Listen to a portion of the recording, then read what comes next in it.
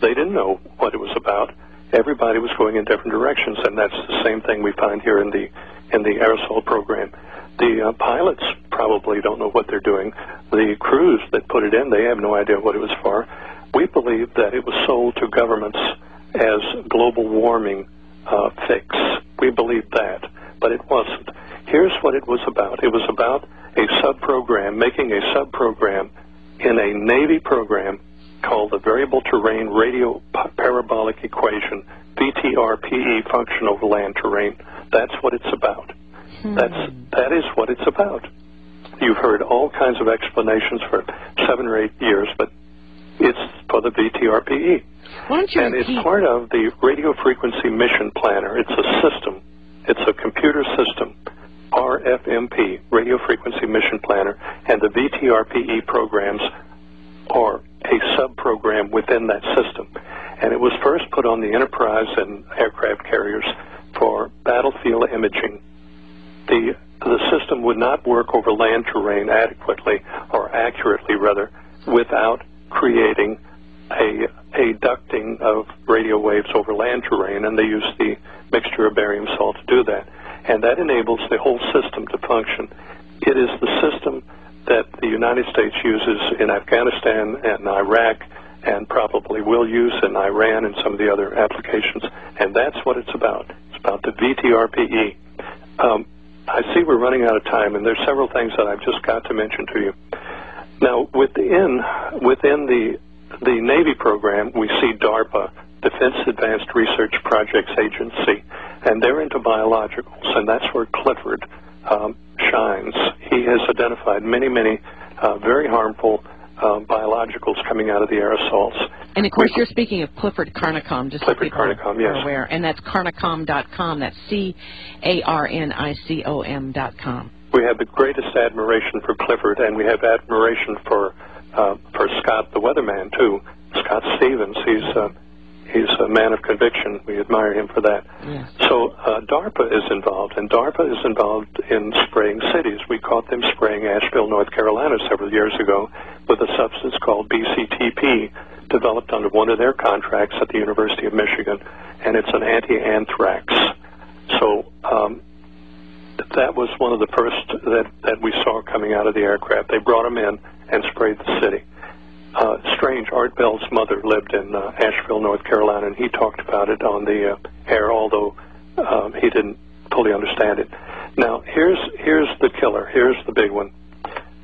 Recently, we've come upon another danger in the atmosphere over America. It has nothing to do necessarily with the Navy VTRPE or the aerosoling.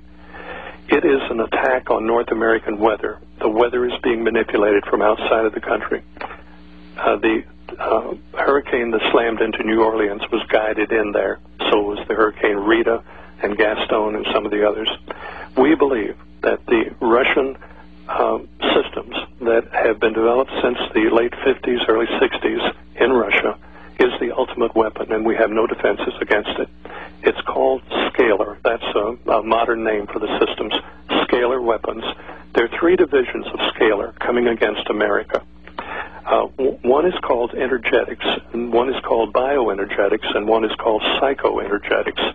The psycho function can actually manipulate mind, thoughts, personalities, and cause astronaut Lisa to wear a diaper driving across the country. Really? That kind of thing, yes. There was an admiral on an aircraft recently that stood up and said to everybody on the plane that he had smallpox, and they took him off the plane. He was in medicine. That was psychoenergetics. It's functions on the mind and mind functions. You can actually insert another personality in the person. The bio comes against living bodies, their biochemistry. And the energetics can come against the Challenger, the Columbia, the Thrasher submarine, where 129 men died. Those were, we believe, we are sure they were attacks by Russian scalar weapons. They're actually interferometer transmitters used in an interferometer way with 2 transmitters intersecting over North America. That's now, just what's happening. For those that don't understand scalar, would you define a scalar or tell us what scalar weaponry is? It's very complicated. If I read you the definition, you still wouldn't know.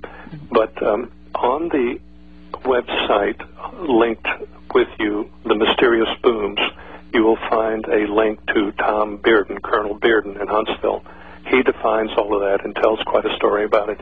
Tom Bearden has been the Tesla guru for many years. He is highly respected. He is a brilliant man and a great American. Mm-hmm. And he is speaking out also. Or he has in the past. He has in the past, yes. Right, he is not speaking out now. We'll talk about that off the air. I don't want to get people hurt. This is a very dangerous thing to get into. I can't stress that enough. The scalar transmitters in Russia are controlled by the Federal Security Service. It's abbreviated FSB, but it actually stands for the Federal Security Service, the old KGB, and not necessarily under the direct control of the Russian government. It's quite a story to this. The woodpecker transmitters that have been going on for 25, 30 years over North America are part of the weapons system coming against North America. We're experiencing and hearing from people all over the country that are experiencing dizzy spells, and they fall forward to the left. They're dizzy, forward to the left. I'm sure many of your listeners right now are saying, my God, that's happened to me. Well, it's happening all over the country, and that is the manifestation of these scalar weapon systems. The town in Kansas was devastated as a result of guiding and manufacturing that storm.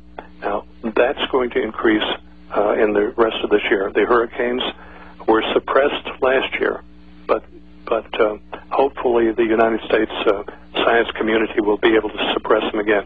That is the real threat against us right now, is the Russian. Now, other countries have these weapon systems. We are late coming up to speed. We do not have adequate defenses against them right now. I will tell you that Israel stood between the United States and Russia with its defenses. Israel protected the United States on several occasions when we got right down to the line. There's been some white knuckle time with this, and the people are completely oblivious to it. But again, we're sure that the Challenger was taken down, and other aircraft, other commercial aircraft on the West Coast. Alaskan Airlines has been having a lot of trouble running into these scalar fields, but nobody knows about it. Back when I was like 19 years old, I first went into the service. We were in the Philippines, and in intelligence, we would penetrate Chinese airspace on a regular basis. We would penetrate the space to see how they would react, and we would listen to their communications, their military, and we would know something about their defenses. Well, the Russians are doing the very same thing to us right now, and we're not responding.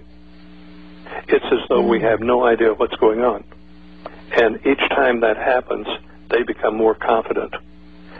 If we go into Iran, God only knows what's going to happen. But if we don't go into Iran, God only knows what's going to happen to us.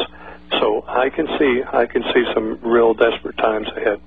We also know in the study of this, as I told you earlier, when we started looking at this, there was one door, and then all of a sudden we saw 2 doors, then 4 doors, then 8 doors, and 16 doors, and 32 doors to explore, and that's why it's taken all of these years to do that. We know that atomic devices have been pre-positioned in American cities. We know that Israel pre-positioned atomic devices in Russian cities. So there's some standoff here, but we are in a desperate time, and people are oblivious to it. Well, I'm afraid that you're right on the oblivious part, because people cannot believe that this country would do that because of the facade of, oh, we care about your freedom and we're there for you, and we want to provide the most strong military to protect you. And they hate freedom, and that's why they're after us. And all these phony things that we have been fed. But, you know, there is a paper that was done, and I really appreciate receiving this. It was a thesis by Matthew Doggett that, as I understand, is not on the Internet, about the documentation behind what you're talking about here with respect to this project. And I just want to say, ladies and gentlemen, it's called An Atmospheric Sensitivity and Validation Study of the Variable Terrain Radio Parabolic Equation Model, or the VTRPE, as A.C. Griffith was just just discussing. Now, can you just help us understand?